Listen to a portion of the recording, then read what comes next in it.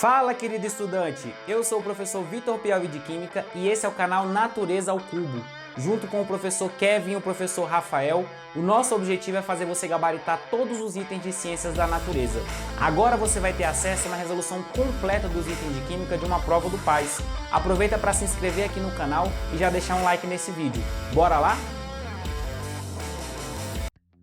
Vamos começar agora a resolução da prova do PAS 2, da segunda etapa, do subprograma de 2018 até 2020, ou seja, é a prova que foi aplicada no ano de 2019 para quem cursou a segunda série. Vamos lá? Para a gente poder começar essa prova, vamos resolver os itens de Química, não é mesmo? E a gente vai começar então pelo item 37, tá? Antes da gente começar a resolver o item, eu já vou te mostrar uma coisa que às vezes acontece na prova do PAS, tá? Não só na prova do PAS 2, mas na prova do PAS como um todo.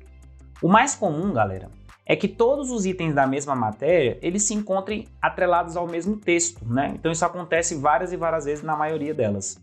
Só que pode acontecer, como é o caso desse item aí, que ele acaba colocando um item meio solto, sabe? Fora dos outros itens que são de química. Então, por exemplo, esse item 37, ele está aí associado a esse texto, né? Que é o diálogo aí de uma peça, e ele acaba ficando no meio de outras matérias, sabe? Então os itens de Química acabaram ficando mais lá para o final, mas no meio aí dos outros teve esse item, tá bom? Então tem um texto aí e o item vai falar o seguinte: o processo de filtração é o mais indicado para tratar o problema de contaminação da água, do qual se queixa o personagem Stockman em seu diálogo com o prefeito, tá? Então para isso você já vai ter que ter lido o texto, tá? Porque o texto ele vai responder outros itens que não seja somente esse de Química, tá? E outro detalhe que eu vou te chamar a atenção aqui também, isso acontece bastante na prova do PAS 2, tá? O conteúdo de separação de misturas, que é esse conteúdo relativo a esse item, ele é um conteúdo típico do PAS 1, tá? Ele está lá na matriz de referências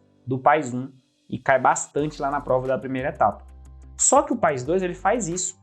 Algumas vezes ele traz uns itens que são relativos aos conteúdos do PAS 1.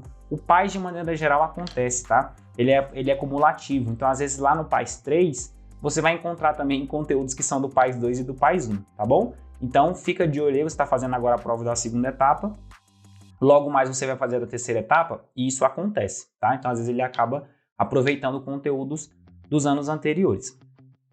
De acordo com o que você fosse lendo o texto, a frase principal que você tem que se atentar para poder responder esse item é a segunda fala do Stockman aqui, ó.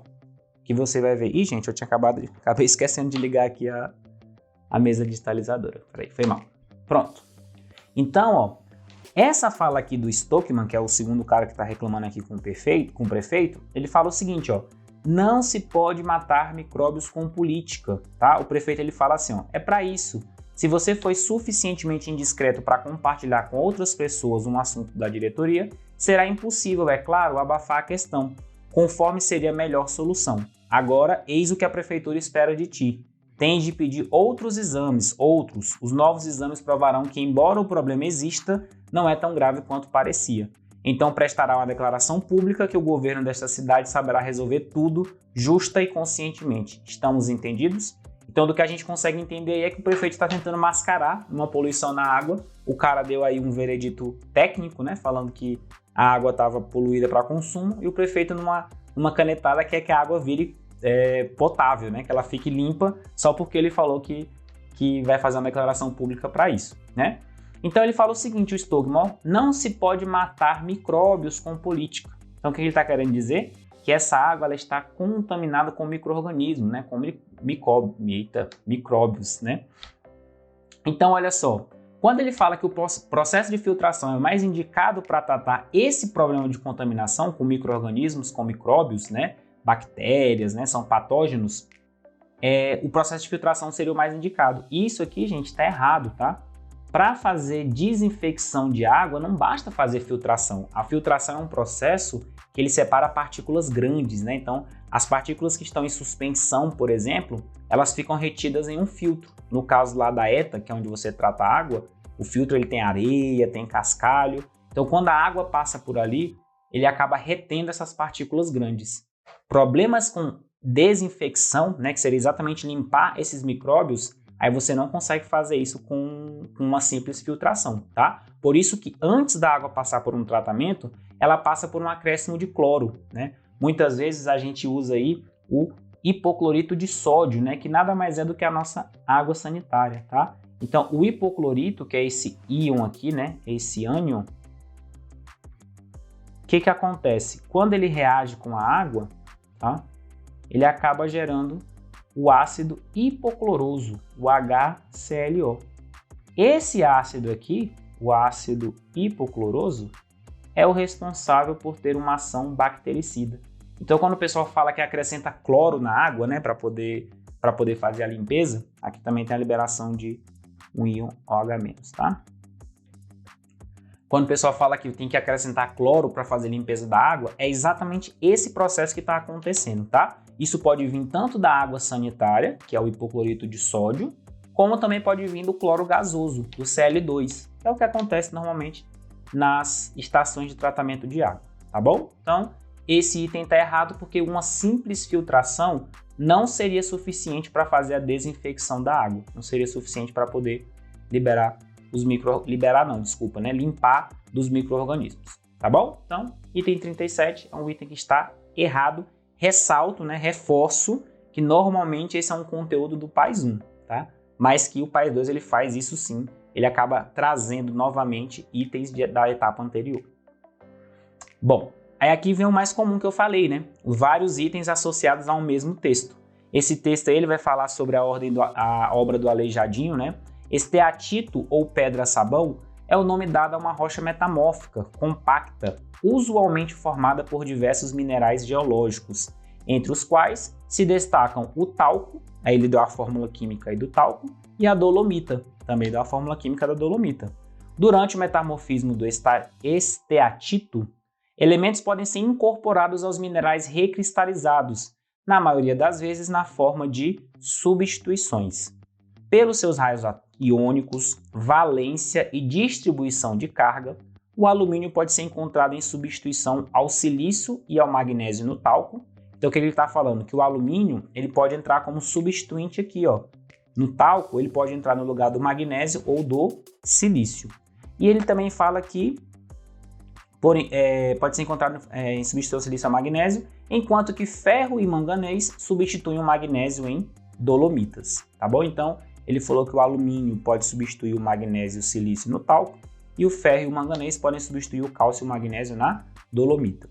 Devido à sua alta condutividade térmica e baixa dureza, os produtos confeccionados com esteatito vão desde utensílios como panelas de pedra até obras de artes para o comércio local e para a exportação. O nome pedra-sabão foi conferido à rocha pelos artistas da época, entre os quais Antônio Francisco Lisboa, que é o famoso Aleijadinho, que utilizou para esculpir os púlpitos da igreja São Francisco de Assis em Ouro Preto. Vamos ver o que ele está perguntando para a gente em relação a esse texto. Para que seja possível a incorporação de ferro e manganês na estrutura da dolomita durante o processo de metamorfismo, é necessário que esses metais sejam em suas formas catiônicas trivalentes. Em outras palavras, o que ele quer dizer? Para que o ferro e o manganês consigam substituir lá o magnésio, ele vai ter que ter uma carga 3+, né? Quando ele fala forma catiônica trivalente, o que é cátion? Cátion é quando o átomo ele perde elétrons, e quando ele perde elétrons, ele fica com uma carga positiva, tá? E se ele falou que é trivalente, significa então que ele perdeu 3 elétrons, tá bom? Então fica de olho com essa nomenclatura, porque ela é bastante comum aqui na prova do PAS 2. Então o que a gente tem que fazer para poder resolver esse item? A gente vai ter que ir lá atrás da estrutura da dolomita, né? Então ele falou aqui que a estrutura da dolomita é o seguinte, ó, é Ca, que é cálcio, Mg, que é magnésio, CO3, 2, né? Aqui é o ânion carbonato. Então é o carbonato que está se ligando com o cálcio e o magnésio. Isso aqui é um exemplo de sal duplo que a gente fala, tá? Por quê? Porque você tem dois tipos de cátions, o cálcio e o magnésio. Se você for observar aqui, tanto o cálcio quanto o magnésio, eles são elementos que se encontram lá na família 2A da tabela periódica. Eles são chamados metais alcalinos terrosos. Qual que é a tendência dos elementos que estão na família 2A?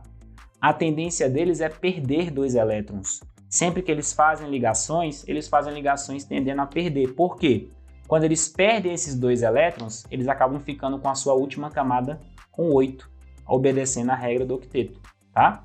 Então, o que significa aqui? Significa que o cálcio e o magnésio, nessa estrutura e na maioria das estruturas que eles participam, eles estão com carga 2+, tá? Tanto o cálcio quanto o magnésio.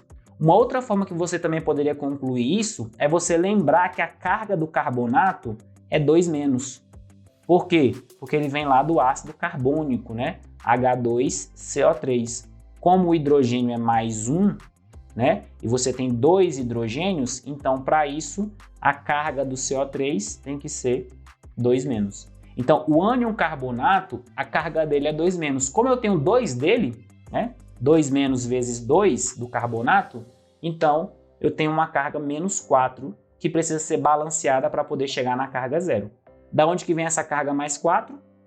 2+ do cálcio, 2+ do magnésio. Então é por isso, gente, que o item 63 ele está errado. Porque ele fala que o ferro e o manganês, para poder substituir o magnésio, tem que estar na forma catiônica trivalente. Só que não, né? Para poder entrar exatamente no local do cálcio e do magnésio, tem que ser na sua forma divalente, tá? Divalente por quê? Porque ele tem uma carga 2+, ele perdeu 2 elétrons, tá certo? Então, por isso que o item 63 está errado. Item 64. A dolomita pode ser preparada em laboratório por meio da reação de neutralização total dos hidróxidos de cálcio e de magnésio com o ácido sulfúrico, tá? É importante você ir para a prova do PAS 2 sabendo a reação de neutralização ácido-base, saber como que um sal é formado, qual ácido e qual ácido e qual base deu origem a determinado sal. Só que esse item você conseguiria resolver mesmo sem saber exatamente da onde que está vindo a dolomita, né? Que é um carbonato de cálcio e magnésio. Gente, se é carbonato, até já fiz aqui um pouquinho antes para vocês, né? Aqui antes, ó, o carbonato ele vem do ácido carbônico, nem tem enxofre aqui nessa fórmula. Como é que ele veio do ácido sulfúrico se na fórmula dele nem tem enxofre, né? Se ele tivesse vindo do ácido sulfúrico, ele teria que ter gerado o sulfato, tá? Então só para você lembrar aqui, quando você estiver fazendo seus estudos, ó, o ácido sulfúrico é isso aqui, ó, H2SO4. Quando ele ioniza, ele forma 2H+, porque ele é um diácido, e o ânion é SO4 2-. Esse aqui é o sulfato, tá? Então não tem nada a ver com a fórmula da dolomita. A dolomita vem da neutralização total dos hidróxidos de cálcio e magnésio, só que com um ácido carbônico. Tem nada de ácido sulfúrico, tá bom? Então o item 64 está errado, beleza? O item 65 vai falar o seguinte: o raio do íon magnésio presente na estrutura do talco é menor que o raio de seu átomo neutro correspondente. Aí aqui já vamos entrar um pouco na questão do raio atômico, né, na propriedade periódica.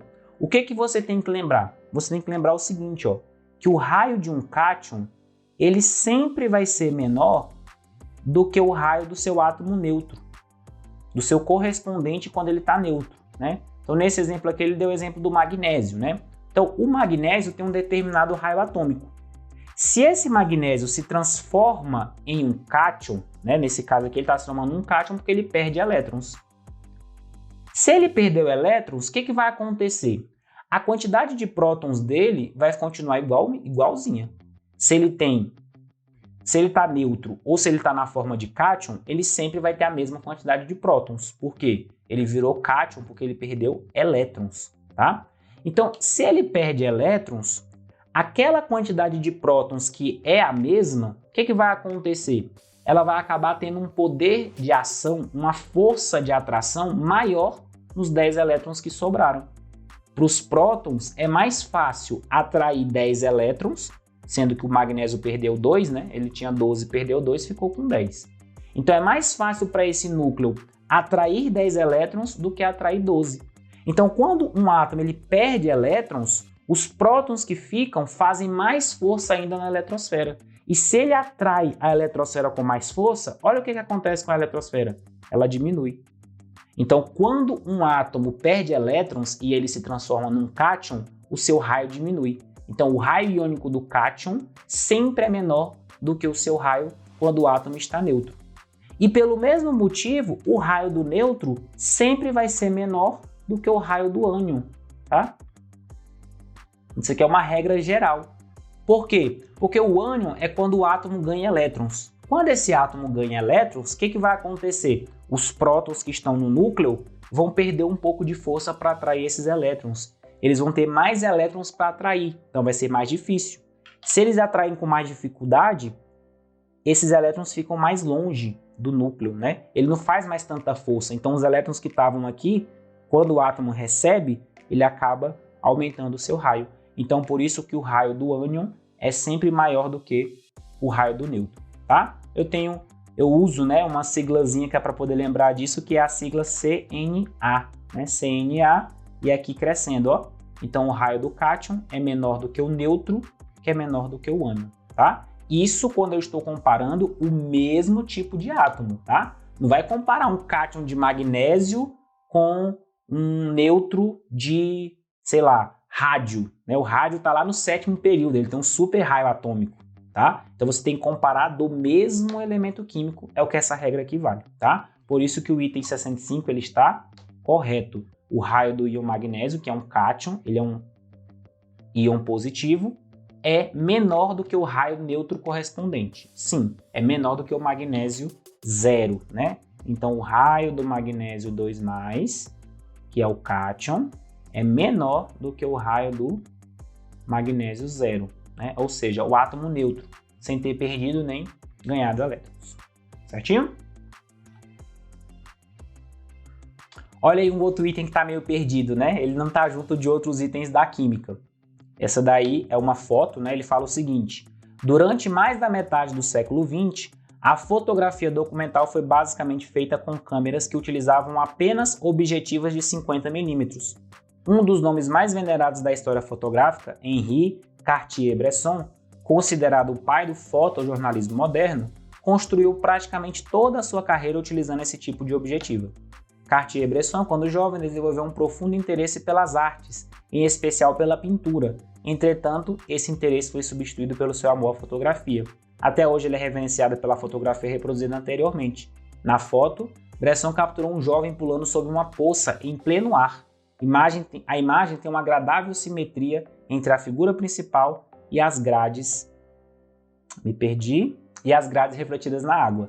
Além disso, o anúncio de acrobatas à esquerda, a escada, os anéis de metal e o jovem saltando lembram muito um circo, tá? Você vai ver que esse texto ele não é muito importante para a gente resolver o item, tá? Eu coloquei aqui para poder o item não ficar solto, mas o item por si só já traz todas as informações que a gente precisa. Olha só.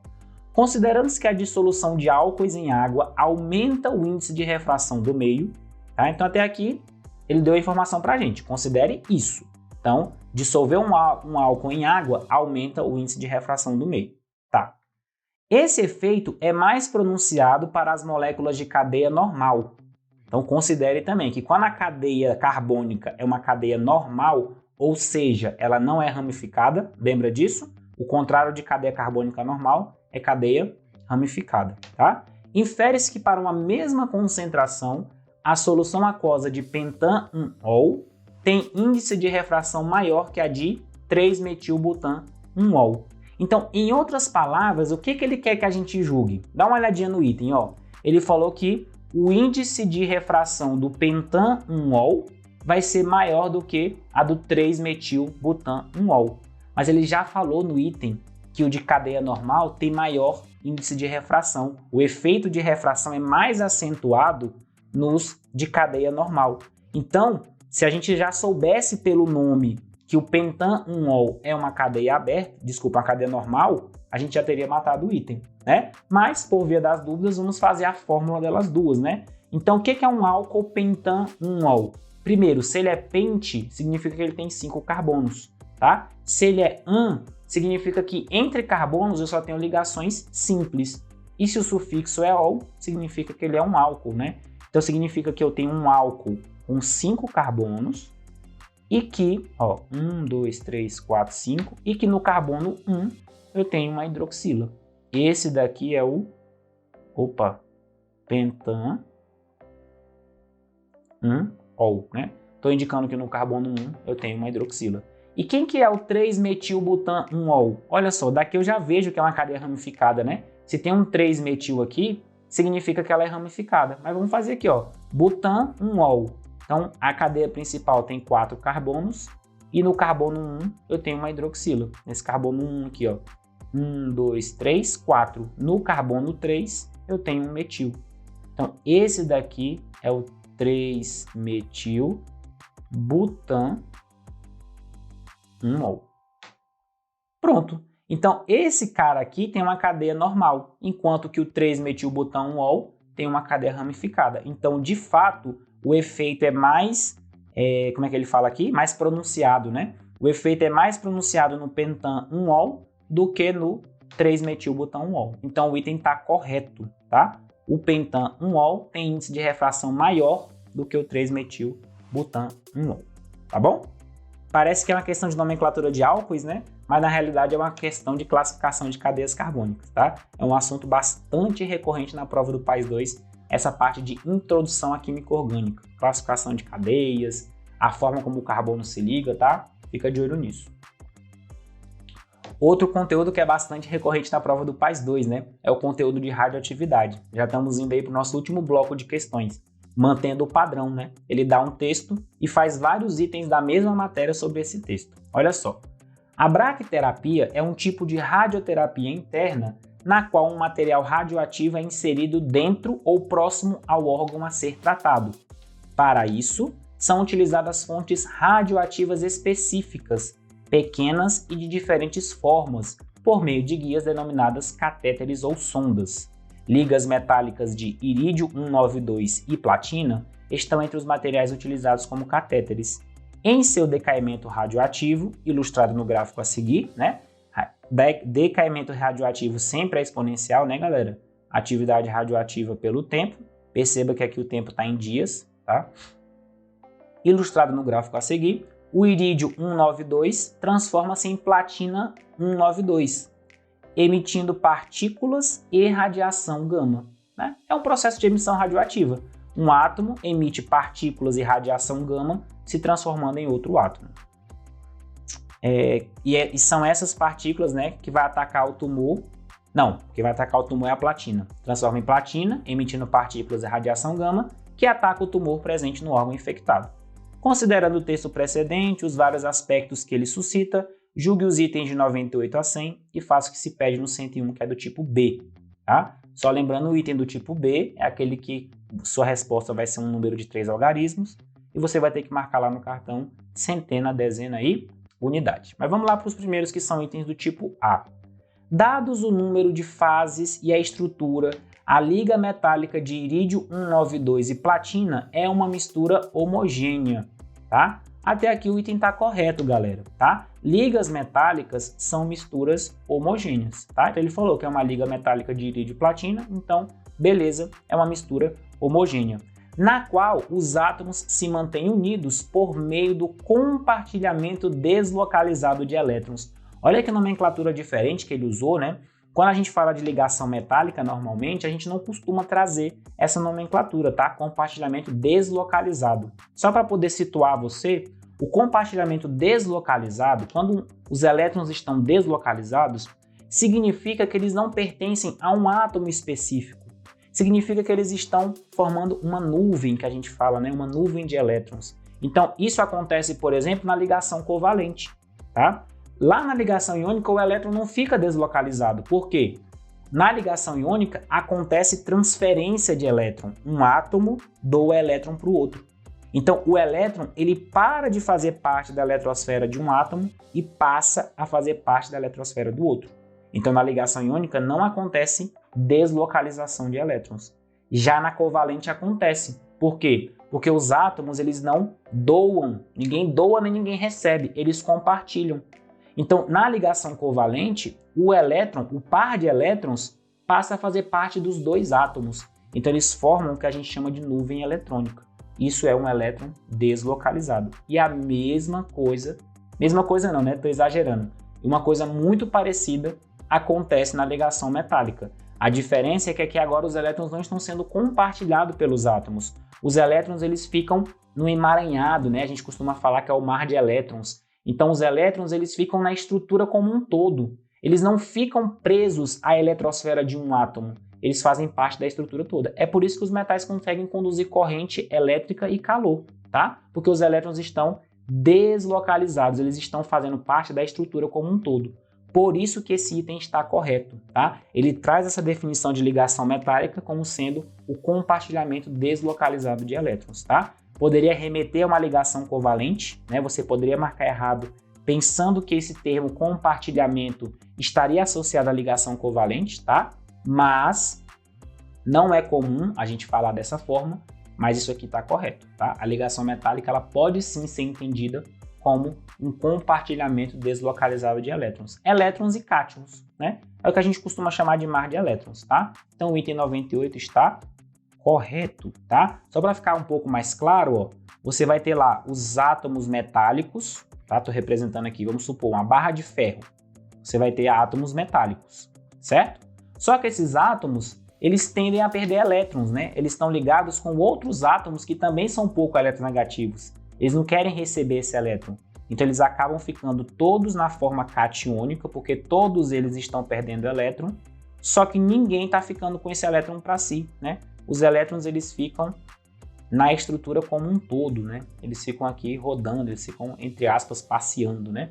Por isso que são elétrons deslocalizados, tá bom? Item 99.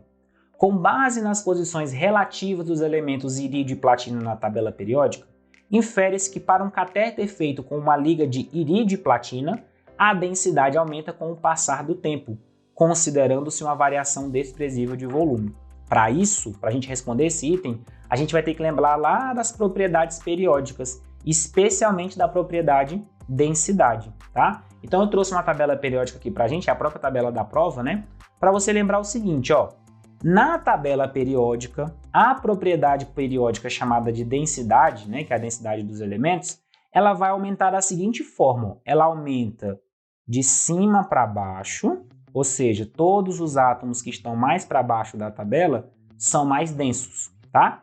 Só que ela aumenta para o meio da tabela, né? Então, nesse lado esquerdo da tabela, ela aumenta da esquerda para a direita. Só que nesse lado direito aqui da tabela, ela aumenta da direita para a esquerda. Então, ela tende para o meio da tabela. De forma que esse elemento aqui, ó, o ósmio, é o elemento mais denso da tabela periódica, tá? Então, se você não viu essa propriedade, apresento a você, né? E apresento a você também a forma como ela varia na tabela, tá? Então, ela tende para o meio da tabela. O ósmio é o elemento mais denso. Então, logo aqui do lado do ósmio, eu vou até trocar a cor aqui para você ver, logo do lado do ósmio, quem que está aqui? O irídio e a platina, né? Como o irídio está mais aqui para a esquerda, então a densidade do irídio é maior que a densidade da platina, tá? Então, grave isso aí. O irídio é mais denso que a platina. Vamos voltar lá para o nosso item. Ó, o que acontece aqui no decaimento? O irídio se transforma em platina. Então lembra, ó, densidade do irídio é maior que a densidade da platina. Só que no nosso decaimento, a gente tem o irídio se transformando em platina. Ou seja, a gente tem um mais denso se transformando num menos denso. Então, nesse caso, a densidade não vai aumentar, ela vai diminuir. Porque o irídio está sendo substituído pela platina, né? Ele está se transformando em platina. Então é por isso que o item 99 ele está errado, tá? Ele é um item falso, ele é um item calhorda, tá? Ele é um item errado, porque ele fala que a densidade aumenta, mas na verdade não. Como o irídio está se transformando na platina e a platina é menos densa, então a densidade está na verdade diminuindo, tá bom? Então item 99 é um item errado. Bora lá que a gente está quase acabando, tá? Ainda sobre o mesmo texto, né? O item 100 e o item 101. Esse item 100 é muito bacana, é um item de decaimento radioativo. Costuma cair bastante na prova, tá? Então fica atento nessas partículas radioativas, porque vez ou outra, cada ano, todo ano tá caindo uma dessa aí. Olha só, o processo de desintegração do irídio mencionado no texto corresponde a um decaimento beta. Então a gente vai ter que fazer aquela equação de decaimento, né? A gente tem aqui o irídio, a massa dele é 192, ele vai acabar decaindo, formando a platina, que também é 192. Uma partícula que a gente não sabe qual é, né? A gente tem que decidir qual que é para a gente poder julgar o item, e a radiação gama. Só que lembra que a radiação gama ela não influencia em nada em termos da massa e da carga, tá? A radiação gama ela é energia pura. Então, quando ela é emitida pelo átomo, o átomo não altera nem o seu número atômico e nem o seu número de massa. Porque o gama é só onda eletromagnética, ele não tem massa, ele não tem carga. Então, quem vai alterar aqui o átomo, por que ele se transformou em átomo? Foi essa partícula aqui que foi liberada, tá? Se você quiser deixar mais certeza da sua resposta, a gente pode voltar lá na tabela e pegar o número atômico, tá? Ó, o número atômico do irídio é 77 e o número atômico da platina é 78. Então aqui, ó, a gente vai ter o número atômico do irídio sendo 77 e o número atômico da platina sendo 78. Uai, professor, como é que eu vou saber que partícula que é essa aqui que foi emitida? Bom, vamos ter que fazer o balanço de cargas e massas, tá? Qualquer questão, gente, de emissão radioativa, você vai ter que fazer o balanço de cargas e massas. Quem são as cargas? O número atômico, é o número que está embaixo, tá? Então, esse número que está aqui embaixo é o número de prótons que está no núcleo. Então, é isso aqui que a gente vai ter que balancear. E quem são as massas? O número que está em cima, tá? O número de massa do isótopo. Você perceba o seguinte, que o número de massa do isótopo não se alterou. Ó, ele era 192 e ele continua sendo 192. Ou seja, a partícula que foi emitida tem massa zero, tá? Porque quando você soma 192 com 0, você continua sendo 192. Ou seja, as massas estão balanceadas. Agora, o número atômico mudou. E mudou para cima, né? Aumentou o número atômico. Ele saiu de 77 para 78, ou seja, a carga que foi emitida aqui, ó, é uma carga menos 1. Ou seja, que partícula que é essa, gente? Exatamente a partícula beta, né? A partícula beta é aquela partícula que tem carga menos 1 e tem massa zero. Ela é um elétron, né? É o elétron que foi lançado lá do núcleo, tá? Só relembrando o chamado postulado de Fermi, você lembra disso? O postulado de Fermi é o que explica por que o núcleo emite um elétron, né? E por que quando ele emite, o número atômico aumenta. Por quê? Isso acontece porque lá no núcleo vai ter a desintegração de um nêutron, né? O nêutron ele não tem carga, por isso que ele é zero, e a massa dele é 1, tá? Quando ele desintegra, o que acontece? Ele gera um próton, que tem carga mais 1 e massa 1, e gera um elétron, né? Gera uma partícula beta, menos 1 e 0. Essa partícula beta aqui é que é emitida pelo núcleo, que é o elétron. E o próton fica, tá? Então você tinha uma partícula que não tinha carga, né? Tinha carga neutra, e ela se desintegrou e formou uma partícula que tem um próton, né? Ela formou exatamente um próton. É por isso que o número atômico do átomo aumenta. Ele passa de 77 para 78, porque ele ficou com um próton a mais. E por que a massa não varia? Porque o próton tem massa igual à do nêutron. Então a massa fica igual. O elétron não tem massa mesmo, então ele é jogado fora, ele é ejetado pelo núcleo e a gente chama isso de partícula beta, tá? Essa daqui é a segunda lei da radioatividade, tá? Segunda lei da radioatividade, que é a emissão de uma partícula beta. O elemento ele aumenta o número atômico em 1 e a massa não se altera, tá? E aqui é o postulado de Fermi. O postulado de Fermi é o que explica o fato de quando a partícula beta é emitida, acontece isso, né? O número atômico aumenta em 1 e a massa fica constante, tá bom? E para a gente encerrar, o item 101, que é um item do tipo B, tá? Então você tem que fazer o cálculo e tem que marcar a sua resposta lá no cartão com centena, dezena e unidade. Com base no decaimento do irídio 192 e considerando que um catéter seja constituído de uma liga metálica composta por 25% de irídio e 75% de platina, calcule o tempo em dias, né? O gráfico que ele deu foi em dias, ele pediu para calcular o tempo em dias. Muita atenção, gente, quando você for fazer um item do tipo B na prova do PAS, se atente com a unidade que ele está pedindo, tá? Você tem que saber fazer com a unidade certinha para que a sua resposta não dê errado. Necessário, calcule o tempo em dias, necessário para que a composição dessa liga seja modificada para 3,125% de irídio e 96,875% de platina. Aí ele vai falar aquele padrão, né? Após efetuar os cálculos solicitados, despreze para a marcação no caderno de respostas a parte fracionária do resultado final obtido caso exista. Beleza. Galera, vamos interpretar esse item, né? O que ele está falando para a gente? A liga, ela começa com essa proporção aqui, ó. 25% de irídio e 75% de platina. Gente, por que com o passar dos dias a quantidade de irídio diminui e a quantidade de platina aumenta? Ora bolas, pela equação que a gente acabou de ver, né? Com o passar dos dias, o irídio vai se transformando em platina. Isso que é a emissão radioativa que o irídio faz. Então, a massa radioativa de irídio vai diminuindo com o passar dos dias, tá? É isso que a gente chama lá do tempo de meia-vida, né? O tempo de meia-vida é o tempo que leva para metade dessa massa radioativa diminuir. Então, nesse caso aqui, ó, a gente vai ter que descobrir quantas meias-vidas passaram até a liga passar de 25% de irídio para 3,125. Como é que a gente faz isso? O jeito mais simples é na mãozinha mesmo, né? São poucas meias-vidas, então a gente consegue fazer, ó. Então, se ele tem 25% no início, né? Quando passar uma meia-vida, vai ter caído pela metade, tá? Então, com uma meia-vida, ele vai chegar no 12,5%, tá? Então, de novo, tempo de meia-vida é o tempo que leva para metade da massa decair. Então, se a liga tinha 25% de irídio e passou um tempo de meia-vida, então ela vai ficar com 12,5%. Se passar mais um tempo de meia-vida, ou seja, 2 meias-vidas, ela vai ficar com 6,25% de irídio. E se passar uma terceira meia-vida, ela vai ficar com 3,125%.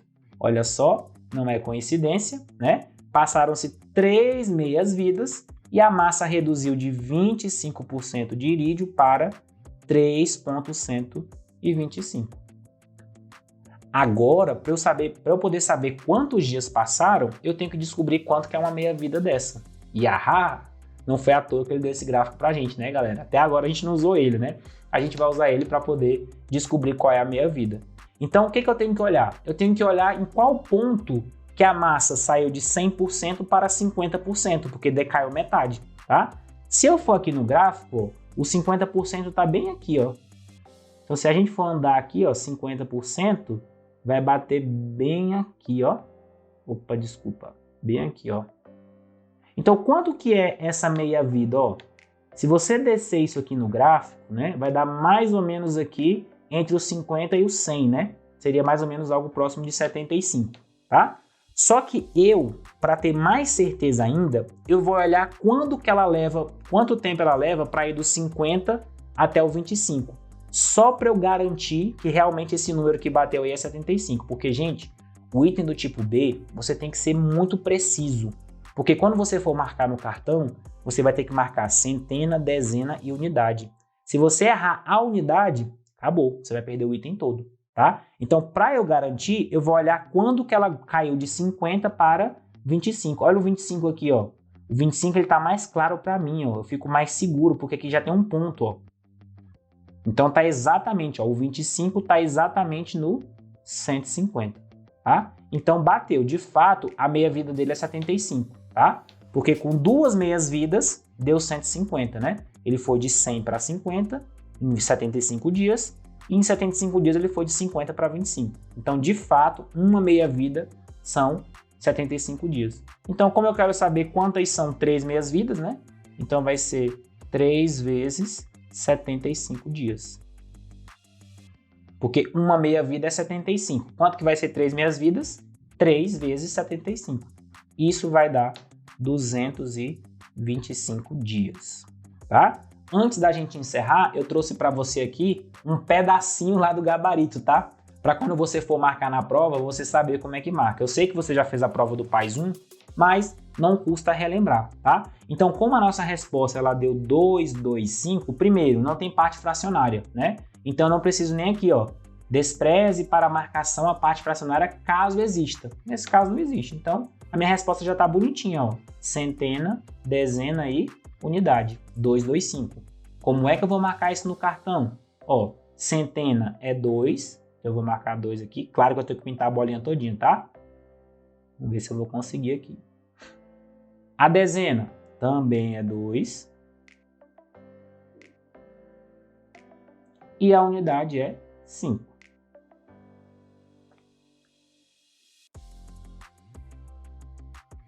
Olha só. Pronto. Então, o gabarito do item 101, tá? É 225. Só para confirmar aqui, o item 100 estava correto, né? Eu acabei não colocando aqui, mas o item 100 está correto. Tá bom?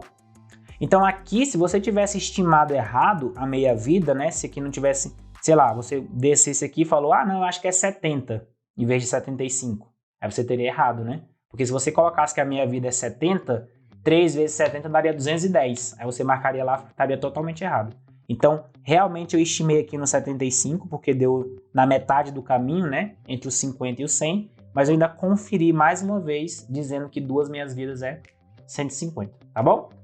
Gente, essa é a resolução da prova do PAS 2 de 2019. Se você gostou dessa resolução e ainda não está inscrito aqui no canal, se inscreve no canal, dá essa moral aí, deixa um like nesse vídeo e boa prova para você.